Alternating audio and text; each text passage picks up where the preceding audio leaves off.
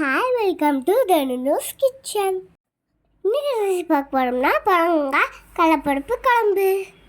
First வடச்சட்டியில் எண்ணெய் ஊற்றி வெங்காயம் தக்காளி அதெல்லாம் போட்டுக்கோங்க. பட்டை கிராம்பு சோம்பு மிளகா ஜீரகம் மிளகு கொத்தமல்லி தூள் இதெல்லாம் போட்டுக்கோங்க. கடலைப்பருப்பை 1 மணி நேரம் ஊற வச்சுக்கோங்க. காயை கட் பண்ணிக்கோங்க. இந்த வெங்காய தக்காளிலேயே தேங்காய் போட்டு அரைச்சி எடுத்துடுவாங்க.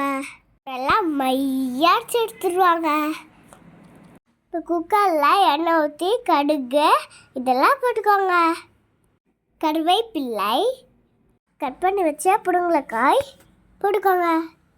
எல்லாம் போட்டு இஞ்சி பூண்டு பேஸ்ட்டு கொஞ்சம் போட்டுக்கோங்க. காரத்துக்காக சிக்கன் மசாலா கறி மசாலா கொஞ்சமாக மஞ்சள்தூள் உப்பு போட்டுக்கோங்க. காரம் பத்தலைன்னா வரமிளகாய் தூள் போட்டுக்கோங்க.